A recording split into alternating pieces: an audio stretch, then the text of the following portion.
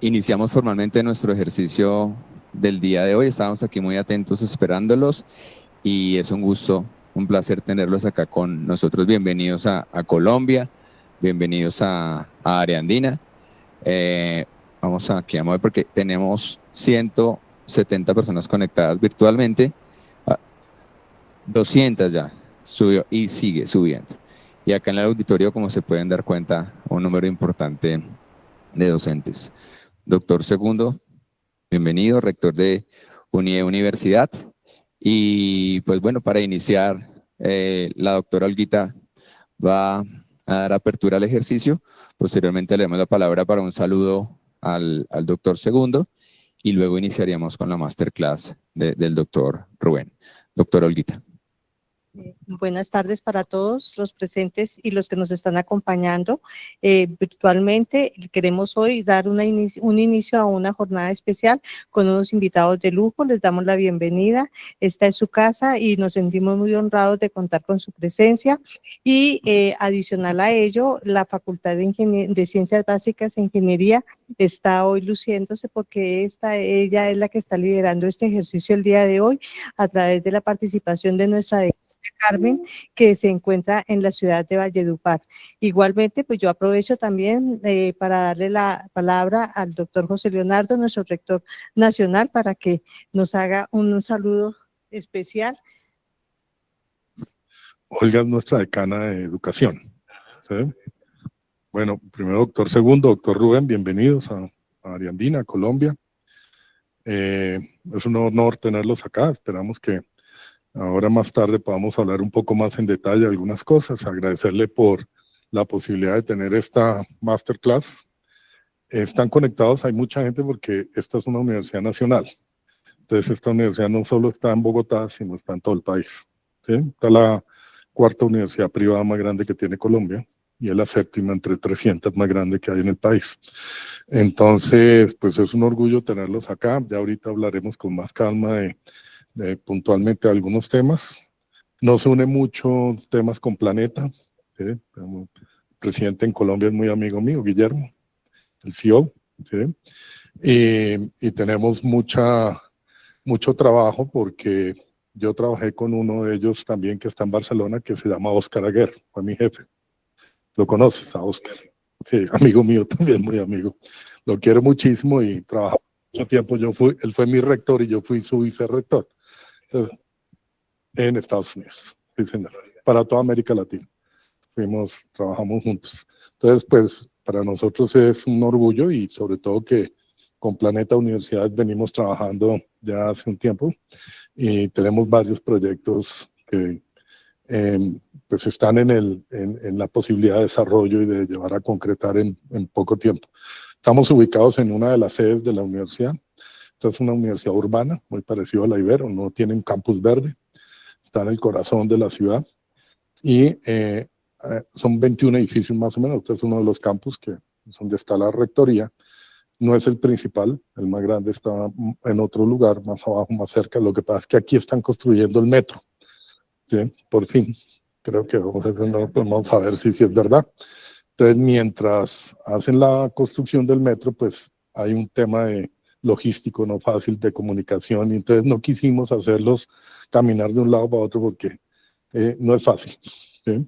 Entonces, hoy los estamos recibiendo en esta sede, que después tenemos la posibilidad de darles un recorrido rápido para que la conozcan.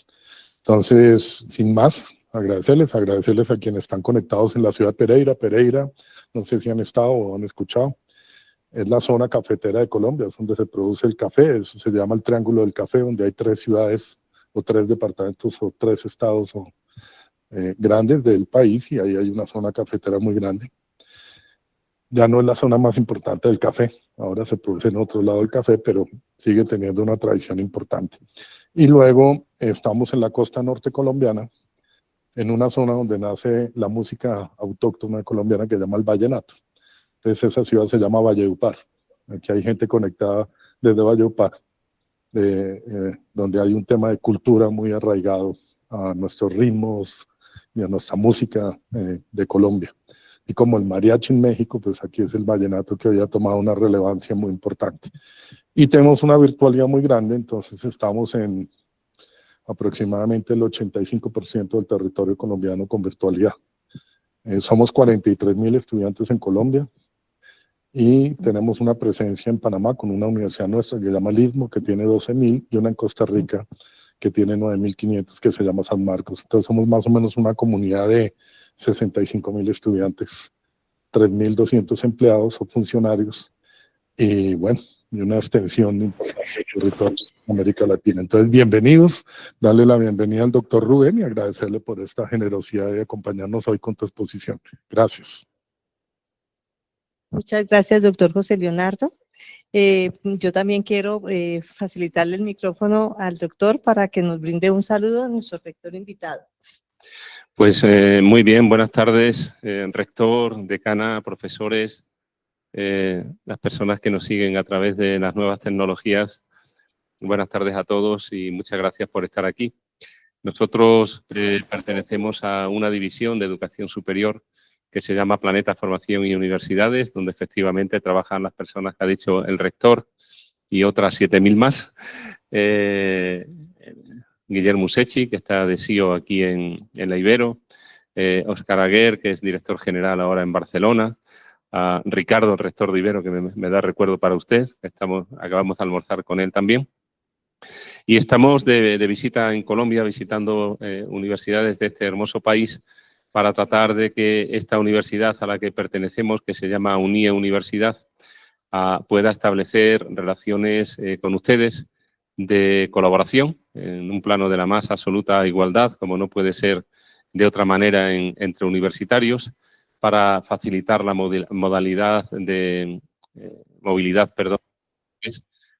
de estudiantes o la movilidad de funcionarios. Allá le llamamos personal de administración y servicios. O también para hacer tareas de investigación.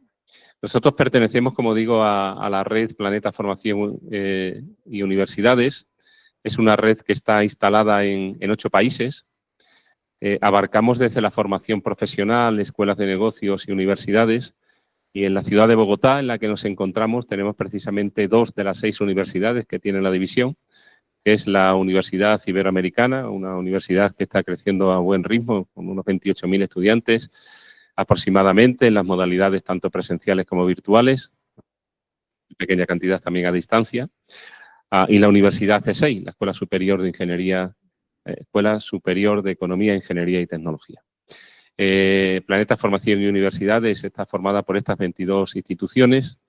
En total pasan por nuestras aulas unos 150.000 estudiantes cada año y tenemos un grado de internacionalización muy alto porque también pasan por nuestras aulas a estudiantes de más de 100 nacionalidades distintas. ¿Por qué estamos aquí el director de la Escuela Superior de Ingeniería, Ciencia y Tecnología y yo, que ocupo la posición de rector en UNIE Universidad? Bueno, primero voy a dedicar 2 minutos a tratar de explicar muy rápidamente qué es UNIE Universidad. UNIE Universidad, UNIE es el acrónimo de Universidad Internacional de la Empresa. Es una universidad preferentemente presencial, que está ubicada en la ciudad de Madrid, en la capital de España, y que cuenta con 3 sedes en este momento. En nuestros 2 años y medio de vida ya disponemos de 50.000 metros cuadrados en 3 edificios situados en zonas estratégicas de la ciudad de Madrid, en el centro de Madrid. Estamos con grados y posgrados de las 5 ramas del conocimiento. En España el pregrado, bueno, aquí pregrado, allí les llamamos grado, es lo mismo. El máster o la maestría de aquí, los programas de doctorados, todos se engloban en 5 ramas del conocimiento y nosotros estamos en 5 de las 5 ramas del conocimiento, creciendo mucho últimamente en la rama del conocimiento de ciencias de la salud. Ya tenemos, a pesar de estar en el 3er año, el grado de pregrado aquí de enfermería, de fisiología, de fisioterapia, enfermería, fisioterapia y psicología. El año que viene, en el curso 25-26, allí los cursos empiezan en septiembre de cada año, el curso 25-26 empezaremos con el grado de farmacia, biomedicina y nutrición. apostando por la odontología en el 26 y por la medicina en el 27. Como ven, una apuesta muy fuerte por el grado, por los títulos de Ciencias de la Salud, donde hay una gran demanda de profesionales sanitarios en este momento en nuestro país. Pero abarcamos todas las ramas del conocimiento y lo que sí, ahora Rubén hará una pequeña presentación. No tienes un pequeño vídeo, ¿no?, en la presentación. Hará una pequeña presentación de nuestra universidad. Lo que sí espero ahora que en la reunión que tendremos posteriori con el señor rector y parte de todo su equipo de decanos y staff directivo académico, es ponernos a su disposición. Como novedad también decirles que tenemos ya programas de doctorados, 2 programas de doctorado en marcha, uno en el ámbito del derecho y otro en el ámbito del marketing. Vienen 3 programas de camino que serán en breve oficiales, que es en el ámbito de la tecnología asociada a la salud, en el ámbito de la psicología y en el ámbito de la educación. Eso quiere decir que si a ustedes les interesan, también podemos estudiar la posibilidad de que puedan hacer la tesis doctoral en nuestros programas de doctorado, incluso con una codirección de tesis doctoral por algún profesor doctor de esta casa y algún profesor doctor de nuestra universidad. En definitiva, que somos universitarios, que venimos a conocer universidades en Colombia para colaborar con ellas, que venimos en un plano de aprender. Nosotros no venimos a enseñar nada, venimos a aprender porque todos aprendemos de todos y todos podemos compartir buenas prácticas y que estamos encantados de estar aquí. Así que muchas gracias por su atención y un recuerdo también y un abrazo a los compañeros que nos siguen a través de las nuevas tecnologías de la información. Gracias. Muchas gracias, doctor. Y bueno, en el marco de los viernes de aprendizaje y este año especialmente en el marco de los resultados de aprendizaje, tenemos un speaker muy especial. Entonces, Omita, procedamos a presentarlo y le damos la palabra a nuestro invitado. Claro que sí, doctora Olguita. 218 conectados. Nos acompaña, tenemos el gusto de tener aquí al doctor Rubén Nicolás Sanz, es director de la Escuela Superior de Ingeniería, Ciencia y Tecnología de UNIE Universidad. Su hoja de vida, es ingeniero técnico, tiene una ingeniería técnica en informática de sistemas de La Salle Universidad Ramón Llull, ingeniería en informática de la misma universidad, tiene un máster en dirección de comunicación y gestión publicitaria de Business and Marketing School, máster en administración de empresas de... No te doy nada. Linda, ¿qué pasó aquí? Oye, yo te estoy profe Yesenia, se nos abrió su micrófono. Ya, la profe Yesenia estaba aportando al... y tiene un doctorado en las tecnologías de la información y la comunicación y su gestión también de La Salle. Y hoy nos va a compartir una reflexión muy importante alrededor de la inteligencia artificial en la educación superior, doctor Rubén Nicolás. Estamos muy atentos. Bienvenido. Muchas gracias. Bueno, buenas tardes. En primer lugar, muchísimas gracias por estar aquí hoy compartiendo este tiempo con nosotros. Es para nosotros un placer, es un honor compartir este tiempo y con tantísima gente. Me siento un poco presionado, pero yo creo que va a salir medianamente bien. La charla que vamos a impartir, esta masterclass, se fundamenta sobre todo en el ejemplo de lo que hemos trabajado en los últimos años o en los últimos tiempos en mi universidad en relación con la inteligencia artificial y con la educación superior. En ese sentido, no va a ser una masterclass técnica, no vamos a contar nada específico sobre lo que es una implementación, un código de inteligencia artificial, sino cómo la inteligencia artificial ha tenido un impacto positivo en nuestra universidad, en nuestros estudiantes, en nuestros profesores, en nuestros investigadores, y cómo también vencemos pues, algunas barreras o algunas dificultades que la inteligencia artificial puede tener para todos nosotros. Entonces, como les decía, básicamente vamos a hablar de 4 ideas fundamentales: cuál es el presente y el futuro de la inteligencia artificial, cómo ha sido ese crecimiento exponencial de la inteligencia artificial y cómo la podemos utilizar bien. Verlo también en el ámbito de la educación y de la empleabilidad, porque al fin y al cabo la educación y la empleabilidad van muy ligadas, van de la mano. Como bien decía el rector, nosotros tenemos una universidad que piensa en esa empleabilidad, piensa en ese tejido empresarial, en que el alumno se sienta cómodo haciendo unas prácticas, un ejercicio del día a día de la empresa. Y por último, veremos también algunos desafíos y oportunidades en este ámbito. Si analizamos la inteligencia artificial desde un punto de vista pues, más teórico, diremos que se trata de cualquier herramienta tecnológica que lo que hace es emular el comportamiento humano o alguna tarea humana, ¿no? Entonces, aquí tenemos distintas tipologías, desde una red neuronal, que lo que hace es simular pues, distintas neuronas y cómo se interconexionan entre ellas, un algoritmo genético que lo que hace es simular una evolución de una población, el razonamiento basado en casos que razona como nosotros para resolver problemas. Tenemos un montón de familias, todas ellas enfocadas en un problema concreto. Si lo vemos como una evolución, veremos en primer lugar la inteligencia artificial simbólica, es como el origen de la inteligencia artificial. Aquí teníamos un volumen de datos concreto, una información, y lo que hacíamos es hacer reglas lógicas que nos permitían dar un resultado final en base a eso. De esta época es muy famoso los sistemas médicos expertos, ¿no? Estos sistemas en que iba un paciente a una consulta, decía cuáles eran sus síntomas y les daba un diagnóstico. ¿Cuál era el problema? Que si alguna información no estaba bien formulada, el resultado era muy erróneo.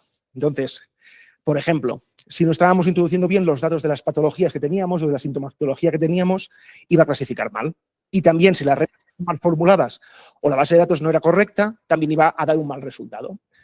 Una evolución de esto es el aprendizaje automático. Aquí ya no es simplemente que yo tengo unas reglas que se han generado sobre un conocimiento, sino que el propio sistema aprende, evoluciona y mejora para dar un mejor resultado, una mejor clasificación, por así decirlo. Y por último, y aquí me salto muchos pasos porque realmente por el medio hay muchas tecnologías más, muchas evoluciones más de la inteligencia artificial, llegamos a la IA generativa, que nos permite crear contenido de todo tipo, texto, imágenes, música, vídeo, cualquier cosa que se pueda generar con IA generativa. Pero aquí no es nada, por así decirlo, creativo. Simplemente lo que hace es una combinación de distintos aspectos para poderles dar un resultado final. Si nos vamos ya a propiamente cuál es el impacto o cuáles son las tecnologías clave en el sector de la educación, tenemos que lo que necesitamos o lo más importante para nosotros es tener muchísima información. Cuanto mayor sea el volumen de datos que yo tenga para entrenar a mi herramienta, mejor será el resultado. Lo veremos más adelante porque además eso tiene una implicación también en los sesgos, por ejemplo. Es muy importante que la información sea buena, porque una inteligencia artificial solo aprende y solo responde sobre lo que yo le he ofrecido, sobre esos datos que yo le he ido integrando. Con lo cual, si yo le estoy dando unos datos sesgados o incompletos o con alguna deficiencia, el resultado va a ser igual de malo que los datos que yo le he dado. Si vemos tecnologías, también he intentado hacer una pequeña evolución en 4 puntos. Primero, las redes neuronales, simplemente lo que os decía antes. Tenemos una interconexión de neuronas y a partir de aquí vamos a hacer una clasificación. Un ejemplo clásico, las entradas de los garajes, ¿no? Que identifican las matrículas. O incluso pues, un radar de tráfico que también identifica las matrículas. En este caso, muy buena clasificación, incluso cuando hay errores en las imágenes o cuando hay dificultades, nos permiten dar unos resultados concretos. Modelos de lenguaje, aquí lenguaje masivo, tener mucha información de lenguaje, dar buenos resultados. Aquí esto será muy importante también en el futuro, bueno, para las guías generativas. En este sentido, si no tenemos un buen análisis del lenguaje natural, no vamos a tener un buen resultado, con lo cual aquí tenemos un punto clave. Las GANs, las Generative Adversarial Networks, básicamente una evolución de las redes neuronales. En lugar de tener solo una red, que me da un resultado de clasificación, tengo 2. La primera me clasifica, la segunda me da la medida de la bondad de esa primera clasificación, con lo cual lo que estoy haciendo es refinar mi resultado final para que sea lo más efectivo posible, lo más correcto posible. Y por último, los transformers, la última evolución de las IAs generativas, esos elementos específicos que resuelven problemas concretos utilizando inteligencia artificial y que me generan un resultado final lo más adecuado posible a mi entorno. Si vemos en cuanto a aplicaciones, tenemos en primer lugar los chatbots. Veremos más detalles sobre esto, pero realmente es una herramienta muy útil en la educación porque me puedes resolver dudas concretas de una forma rápida, eficiente y en cualquier momento. También tenemos la generación de imágenes y aquí tenemos un apartado muy amplio porque realmente la generación de imágenes con inteligencia artificial es un ámbito en el que hay muchísima investigación, se han hecho muchas cosas. Algunas de mayor valor, otras de menos. Por ejemplo, en las últimas semanas hubo este boom de generarnos unas imágenes de un estudio concreto japonés que luego por derechos de imagen se ha eliminado esta opción. Esto sería una generación de imágenes pues, un poco banal, pero realmente nos puede ser muy útil en educación cuando lo utilizamos para generar, por ejemplo, esquemas, imágenes concretas sobre un proceso, algo que queremos representar. Esto nos va a ser muy útil para pues, la docencia o para que los estudiantes vean un ejemplo concreto de algún problema. Y por último, y muy importante, la creación de ese contenido educativo. Aquí, un punto importantísimo para nosotros es destacar que el docente sigue siendo y seguirá siendo el punto clave del proceso educativo, porque el docente es el que crea los contenidos, el que piensa la materia, el que piensa los ejercicios, el que piensa todo lo que va a aprender el alumno. Simplemente lo que le sirve la inteligencia artificial es para complementar ese proceso y hacer tareas automáticas alrededor de ese proceso. ¿Qué significa esto? Que el docente puede crear unos apuntes y a partir de aquí se pueden complementar esos apuntes con unos ejercicios concretos, con unos test, con otras actividades que puedan ser útiles al alumno, pero que todas ellas se fundamentan en lo que es la información que el docente ha dado inicialmente. Si lo vemos como aplicaciones directas a la educación superior, les voy a dar aquí estos 3 puntos y uno más, uno extra. El primero, los asistentes virtuales y los tutores inteligentes. En este caso, una aplicación muy interesante, lo que decíamos antes de los chatbots. En este sentido, el profesor muy probablemente no va a estar disponible 24 horas al día, 7 días a la semana, porque el profesor pues, también tiene que dormir, tiene una familia, tiene unos compromisos, no todo el día está disponible para que el alumno pueda consultarle alguna cuestión. Y además hay cuestiones que al alumno le pueden representar un interés en un momento concreto y que si no se encalla ese problema y no pueden continuar con un problema posterior. Entonces, de este modo, estas herramientas que permiten una respuesta en cualquier hora del día y bastante eficiente pueden ser muy positivas para el proceso educativo. Además, nos permite cerrar mucho el ámbito de aplicación de estas preguntas utilizando solo información de la propia base de datos de la universidad para que no tengamos respuestas erróneas, alucinaciones, problemas con las respuestas que tendríamos si utilizáramos información externa. En segundo lugar, la generación automática de contenido. Y en ese sentido, hacer, por ejemplo, resúmenes, ¿no? Yo tengo un temario muy extenso y como alumno puedo pedirle a ese sistema que me haga un resumen de una parte concreta o que me haga un pequeño test para que yo pueda practicar y saber si estoy preparado para ir al examen o no. Tengo un examen la semana que viene, quiero ver cómo voy. Hazme 10 preguntas, las resuelvo, me las evalúa y a partir de aquí 10 más y vamos a trabajando sobre eso. Y por último, y muy importante, la personalización del aprendizaje. Los humanos no aprendemos todos al mismo ritmo y no aprendemos al mismo ritmo distintas cosas. Uno es muy bueno en matemáticas y no tanto en lenguaje, otro al contrario, y eso puede llevarnos a cierta desmotivación si estamos ofreciendo a todos los alumnos un ejercicio por igual, o sea, del mismo nivel. Con lo cual, aquí una opción muy interesante con la inteligencia artificial es modelizar el comportamiento de un estudiante o el nivel de interés de un estudiante y a partir de aquí ofrecerle una tipología de ejercicios específica para el estudiante. Aquel que tiene más dificultades en esa asignatura concreta, poner un ejercicio fácil para que lo entienda fácilmente el concepto y a partir de aquí ir evolucionando hasta llegar al nivel adecuado. Y al alumno que domina mucho la materia o que es muy hábil en ese tema concreto, dar un ejercicio más complejo para que se motive, vaya evolucionando también y llegue a un punto de excelencia. Como decía, quiero añadir un cuarto punto que nos permite también vencer dificultades con alumnos con especiales dificultades. Por ejemplo, tengo un alumno con una dificultad visual y le es muy complejo leer los apuntes o los de la asignatura. Puedo utilizar la inteligencia artificial para que se le genere un pequeño podcast y que así el alumno con ese contenido audiovisual no tenga esas dificultades para ver la lección, seguirla y tener un buen resultado.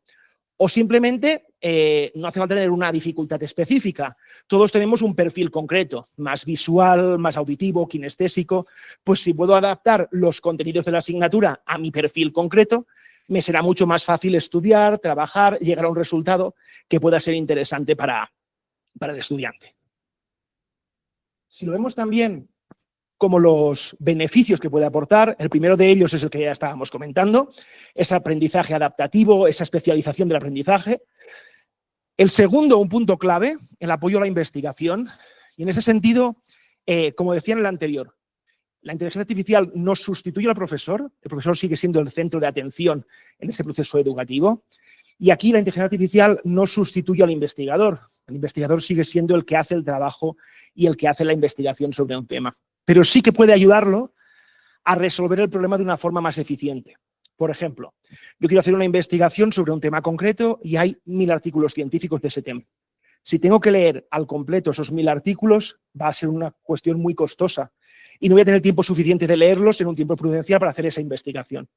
La inteligencia artificial lo que puede hacer es, a través de unos patrones concretos, indicarme de esos 1000 artículos cuáles son los 50 más destacados o cuáles son las partes del artículo que tienen más relación con el tema concreto que yo estoy analizando, y así me centro en leer esos artículos. No significa que no voy a releer el resto, pero le presto más atención a unos en concreto y puedo obtener un resultado pues, específico. Por otro lado, yo quiero hacer una investigación sobre un análisis de textos y tengo que leer discursos de los 80 últimos años del presidente del gobierno. Eso puede ser una tarea muy compleja, porque tiene mucho tiempo para leer esos discursos y analizar si aparece una palabra clave. Incluso durante el tiempo que yo estoy leyendo, probablemente el presidente o el personaje público que estoy analizando da más discursos. Entonces, cuando termino con unos, ya tengo los siguientes y eso no puede ser pues, un tiempo prudencial para dar un resultado. La inteligencia artificial me permite analizar rápidamente todos esos textos, tener pues, cuál es la evolución de ese concepto o de esa idea en el conjunto de la investigación y a partir de ahí tener unos resultados. Y por también apoyar la idea que decía antes, que el investigador es el punto clave aquí, el investigador aquí tiene dos papeles muy importantes. Uno, al inicio del proceso, que es delimitar qué es lo que quiero analizar en esos textos y cómo analizarlo. Por ejemplo, buscar una palabra concreta, buscar unos signos concretos dentro del texto. Eso, por ejemplo, necesitaremos un lingüista, un periodista, alguien que nos pueda dar esa información. Y luego, a posteriori, yo tengo unos resultados que me indican, en el año 90 hizo tantos discursos con la palabra clave tal, y en el año 2000 otros discursos. Pero yo como investigador voy a analizar qué significa eso, porque aquí igual hay un contexto social de ese momento en que se hablaba más de un tema o no se hablaba. Entonces, esa parte del contexto se la va a dar el investigador, con lo cual aquí la clave sigue siendo el elemento humano. Y por último, la mejora de la eficiencia docente. En cualquier tarea administrativa, es decir, yo puedo analizar el comportamiento de mis estudiantes, ver a qué horas utilizan el campus, de qué forma lo utilizan, si miran más vídeos o más contenidos de texto, y a partir de aquí adaptar pues, la imagen que tiene el campus, adaptar los procesos, adaptar también la atención humana que doy a este alumno en base a toda esa información de base que tenía inicialmente.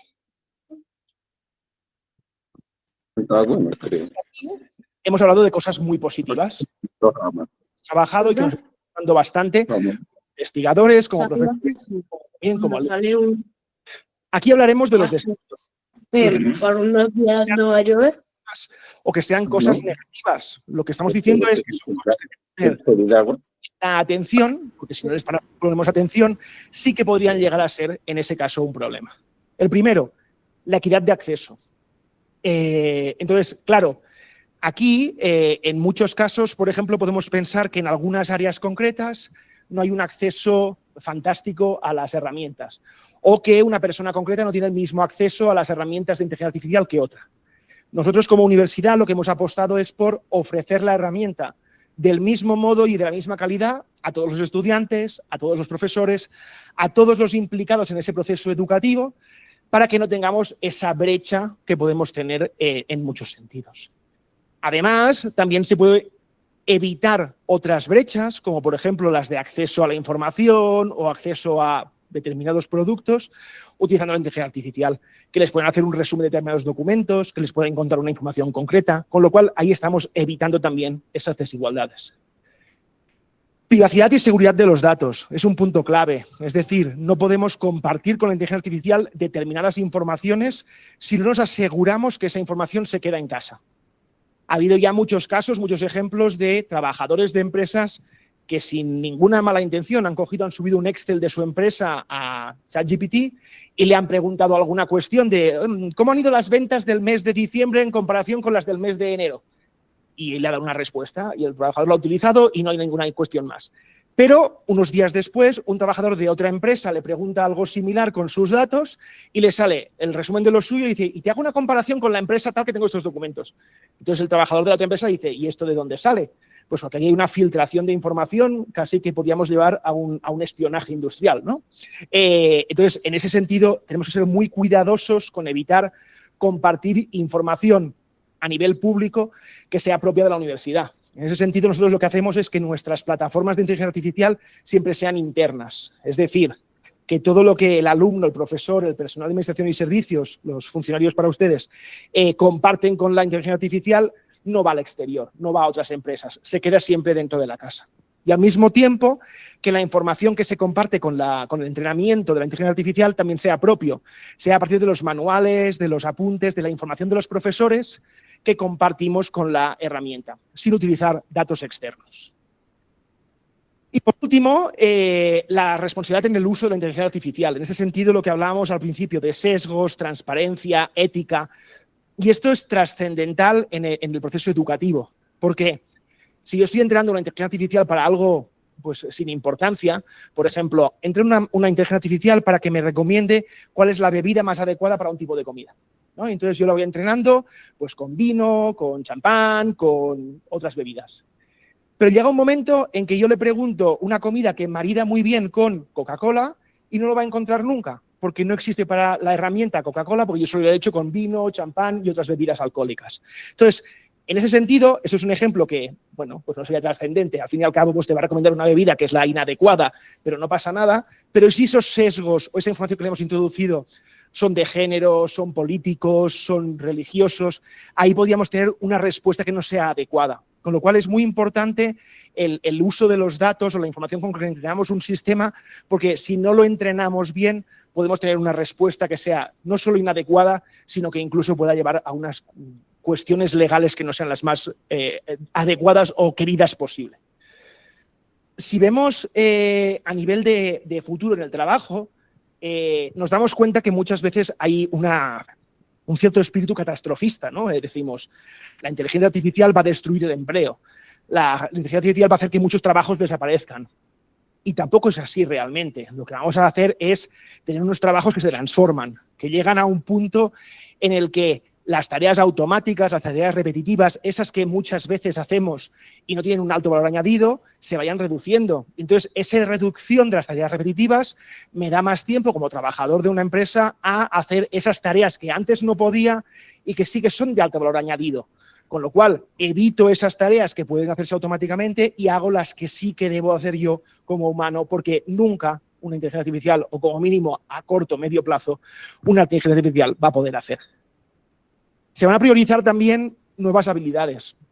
Y aquí tenemos un punto de responsabilidad todos nosotros como académicos, como responsables de un producto educativo, porque debemos darle mucho valor a este valor humanista, humanístico, a las humanidades en general en todas las titulaciones.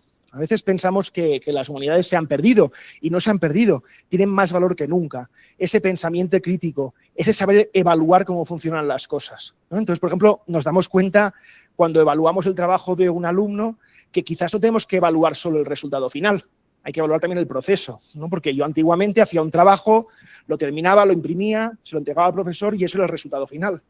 Ahora quizás eso no es suficiente, porque eso pueden coger una herramienta de IA generativa, le ponen el enunciado, les sale un trabajo y con eso lo entregan. Entonces, nosotros, por ejemplo, en algunas áreas, lo que hacemos es pedir el prompt que ha utilizado el alumno para hacer ese resultado, ¿no? Si es una asignatura, por ejemplo, de programación, se llega a un código que funciona muy bien, pero oye, ¿cómo lo has llegado a este resultado? Dime los prompts. En una asignatura más de ciencias sociales, quizás hay que pedirle las fuentes, o cuál es la información que ha utilizado, o cómo ha llegado a ese resultado, o pedirle simplemente que tenga un pensamiento más crítico sobre ese resultado al que ha llegado y por qué es así y cómo ha llegado a ese resultado concreto. Y marco algunas áreas clave, hablo de tecnología, salud, finanzas, educación, pero realmente todas las áreas del conocimiento hoy en día están empapadas un poco de esa inteligencia artificial. Pensamos, por ejemplo, en la tecnología. Aquí no hace falta dar muchos ejemplos. En la tecnología, cualquier área ahora mismo tiene un poco de esa inteligencia artificial. Si hablamos de salud, también impregna la salud desde todos los puntos de vista. Desde un punto de vista muy básico de atención primaria, en que puede servir para hacer un cribado de la urgencia de un caso o de si derivarlo a un especialista o no. O también, por ejemplo, hacer operaciones a distancia, hacer modelado de imágenes, cualquier tipo de operación médica, poderla utilizar con inteligencia artificial. En el ámbito de las finanzas tenemos el estudio de la bolsa, por ejemplo, ¿no? Si hay que hacer un mercado bursátil, puedo analizarlo, ver su evolución, ver cuál es el mejor momento para hacer una inversión o dejar de hacerla. Ahí tenemos también un ámbito muy interesante. Y en la educación, como decía, todo lo que veníamos viendo hasta ahora, cómo podemos mejorar el proceso de aprendizaje de nuestros estudiantes, cómo podemos ayudarles a ser más productivos y más interesantes con la inteligencia artificial. Y ahí hay un punto clave también, es decir, un alumno, cuando salga de las puertas de nuestra institución, va a llegar a un mercado laboral en el que va a utilizar la inteligencia artificial para muchísimas cosas, con lo cual es importante que la tenga integrada también en su formación, para que sepa cómo utilizarla de un modo ético, correcto y formal cuando llegue al mercado laboral. Y por cerrar un poco esta parte de la inteligencia artificial en educación, unas reflexiones finales. En primer lugar, la inteligencia artificial lo que hace es redefinir lo que es el proceso educativo y el proceso del mundo del trabajo. Lo que hace es optimizar tareas, evitar tareas repetitivas, mejorar el proceso, como decíamos antes, dándonos más tiempo y más posibilidades de hacer lo que realmente debemos hacer o lo que realmente somos buenos haciendo. Nos da mucha opción a innovar, hacer esa educación personalizada, poder investigar en campos que hasta ahora era casi imposible investigar porque no nos daba tiempo material a utilizar todos los datos que teníamos. Y también nos ayuda o nos da una invitación a la reflexión, a ese aprendizaje crítico, a ese uso ético y sobre todo dando ese balance entre la inteligencia artificial y el ser humano, dándole mucho valor a la importancia de la humanidad. Porque al final la inteligencia artificial de inteligente tiene el nombre, porque realmente lo que está haciendo es unir varios conceptos que le hemos dado y darnos una solución que parece muy bonita, que si es generativa la ha generado automáticamente, pero no es nada nuevo. O sea, la creatividad la tenemos nosotros como humanos y ese proceso de pensamiento detrás lo tenemos nosotros como humanos, con lo cual ahí aún hay un larguísimo camino. Y como decía antes el rector, pues quería darles 3 pinceladas sobre lo que es Unió Universidad, sobre todo para que también vean de dónde vienen estas reflexiones que hemos hecho hoy sobre la inteligencia artificial y dónde la utilizamos. Voy a ser muy breve en la primera parte porque ya la ha comentado el rector. Básicamente nosotros formamos parte del grupo Planeta Formación Universidades, que es la red de educación, red internacional de educación superior del Grupo Planeta. Nosotros lo que queremos hacer es tener un modelo educativo con una visión muy global, que llegue a todos y que sea cercana a todos y también, además, que sea lo más cercana posible al mundo empresarial. ¿Y eso cómo lo hacemos? Lo hacemos con lo que conocemos como el aprendizaje experiencial. Nosotros queremos trabajar en la experiencia, en el alumno, que ese alumno en sus clases, en sus dinámicas, en todas las actividades que hace, desde que entra a la universidad hasta que se va, sean lo más cercanas posible a lo que encontrará en la empresa. Y lo hacemos, pues por lo mismo que decía antes con la inteligencia artificial, porque lo importante es que si tienes que cometer errores o tienes que hacer cosas, bueno, que no sean las más correctas posibles, sean durante tu proceso formativo y no cuando estés en una empresa que eso pueda tener pues un impacto negativo para la empresa, para tu futuro profesional y para todo lo demás. Que tengamos esa opción de hacer las pruebas con un paracaídas que nos permita pues adaptarnos lo mejor posible a un resultado. Y lo hacemos con un claustro que básicamente es en buena parte claustro propio a tiempo completo, que son profesores que se dedican a la docencia solo con nosotros, y luego una parte más profesional, que también le da ese enfoque que decíamos antes, experiencial, profesionales que están en el mundo empresarial, en empresas de mucho prestigio y que prestan su tiempo en algunas asignaturas para que los alumnos se acerquen lo máximo posible a la educación práctica. A nivel de campus, tenemos 4 campus, 3 presenciales más el campus virtual, que en ese pues es el campus que es más cercano a todos ustedes ahora mismo, porque pueden conectarse en cualquier momento y también tener una formación con nosotros. El primer campus es el campus de Arapiles, está en el centro de Madrid, en el barrio de Chamberí, un campus donde tenemos ahora mayoritariamente la formación, es el campus inicial de la universidad. El campus de Tres Cantos, con 20.000 metros cuadrados. En este campus, aparte de tener la universidad, tenemos una escuela de negocios que se llama Decor, que está muy centrada en la parte audiovisual. Y aquí el encanto que tiene este campus es que está justo al lado de los estudios de Netflix y de Sequoia. Aquí se han grabado series como La Casa de Papel, la última película de Pedro Almodóvar, La habitación de al lado, con lo cual los alumnos tienen la oportunidad no solo de hacer sus prácticas en unos platós de muy buena calidad, sino también tener ese contacto con los directores de prestigio, con las industrias de prestigio de esta área, con lo cual por eso está ahí ese campus. Y en enero del 2026 van a entregarnos un nuevo campus, el Campus Castellana, que está al lado de las 5 Torres de Madrid, un campus que va a ser básicamente el campus de la Facultad de Salud, porque también necesitamos un amplio espacio para esta facultad. Como decía el rector, estamos impulsando muy fuertemente esta área en nuestra universidad, con lo cual todo este espacio es el que realmente nosotros utilizamos para llevar adelante nuestra educación. Y ahora sí que pasamos a un vídeo de 2 minutos y con eso cerramos la sesión. A ver. Si no, aquí...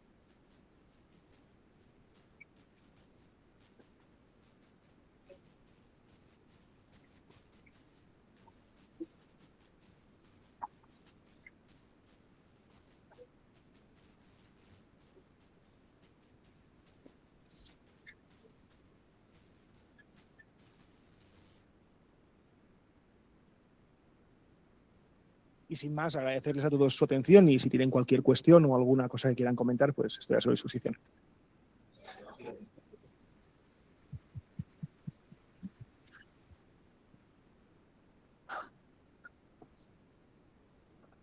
Bueno, muchas gracias, doctor Rubén. Estamos un poquito apretados de tiempo y de agenda. No sé si hay espacio para una pregunta cortica. Listo. Entonces, el profesor Edgar, que está en el Meet, tiene una pregunta, pero no es cualquier pregunta, es tremenda pregunta. Profesor Edgar, le escuchamos. ¿De qué ciudad es? Muchas gracias, maestro Omar. Un saludo muy especial para todos los compañeros maestras y maestras. Gracias. No te escuchamos ahí, listo. Para agilizarla tenemos aquí en nuestro... ¿No me escuchan? La voy a transmitir. Dice Hola, así. hola. Sí se escucha. Muchas gracias, doctor. En su opinión y experiencia, ¿cuál sería la recomendación para que las notas de clase y otros productos convencionales de la praxis educativa y pedagógica se conviertan de manera integrativa con gramáticas, técnicas, en bases de datos funcionales para alimentar sistemas de inteligencia artificial desde una perspectiva situada, ética y comprometida en el humanismo y no exclusivamente en el modelo del negocio digital? La pregunta, yo advertí, no era una pregunta cualquiera, pero la pregunta tiene un trasfondo bien importante en relación a la ética en el uso de la inteligencia artificial. Con esta pregunta daríamos cierre. Yo dije que era difícil. Muchas gracias. Bueno, como decía antes, los procesos de calificación, sobre todo, deben verse, no digo afectados, pero sí que modernizados o actualizados con el uso de la inteligencia artificial.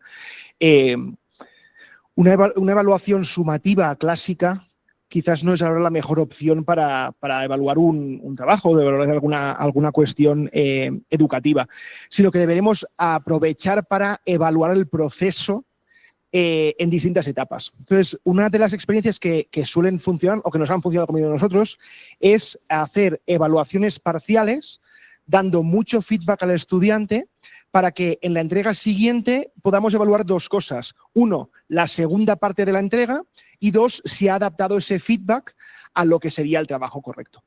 Claro, debemos pensar que hoy en día las inteligencias artificiales aún tienen muchos procesos de alucinaciones y muchas cuestiones que nos es fácil detectar si han utilizado la inteligencia artificial o no los estudiantes y podemos a partir de ahí pues, ver qué es lo que han hecho. Pero si atendemos a lo que dice Sam Altman, que en 2 años ya no tendremos alucinaciones o que serán unas respuestas mucho más correctas, ahí tendremos mayor dificultad para evaluar si el alumno ha hecho las cosas de un modo correcto o realmente lo ha hecho la inteligencia artificial. Entonces, en esta cuestión, sobre el punto de vista pues, más ético de esta evaluación, nosotros lo que planteamos es, hombre, no diré que a veces con nuestro rector hacemos la broma que volveremos al examen oral, pero sí que es cierto que debemos volver a esa evaluación del proceso, del analizar con el alumno el por qué ha llegado a esa conclusión, cómo ha hecho las cosas de ese modo más razonable. Y a partir de ahí, bueno, con esa información podemos integrar algunas rúbricas que sean más o menos automáticas para detectar puntos concretos y ahí pues que ese proceso de evaluación sea lo más general posible y lo más acotado a unas pues, pautas que sean éticas, que sean correctas y que evalúen por igual a todos los alumnos, que no tengamos unos que por haber utilizado una plataforma u otra tengan una mayor ventaja. Bueno, muchas gracias. No hay más preguntas de este tipo. De por sí no hay más preguntas. Agradecerle, yo pienso que doctor Segundo, doctor Rubén, un fuerte aplauso, un aplauso virtual, un aplauso presencial. De verdad que ha sido un gusto tenerlos aquí. Gracias por lo compartido. Y a continuación, pues, tendrán una reunión ustedes ya en un grupo más pequeño en la oficina del doctor José Leonardo. Y a todos agradecerles su asistencia a este espacio. Una feliz tarde de viernes y un feliz fin de semana. Muy amables. Muchas gracias. Muchas gracias. Muchas gracias. Feliz tarde. Gracias. Feliz tarde. Muchas gracias. Gracias. Gracias. Feliz tarde. Gracias. Gracias. Muchas gracias. Listo. Gracias. Gracias, excelente. Hasta luego. Hasta luego, muchísimas gracias. Muchísimas gracias. Muchas gracias.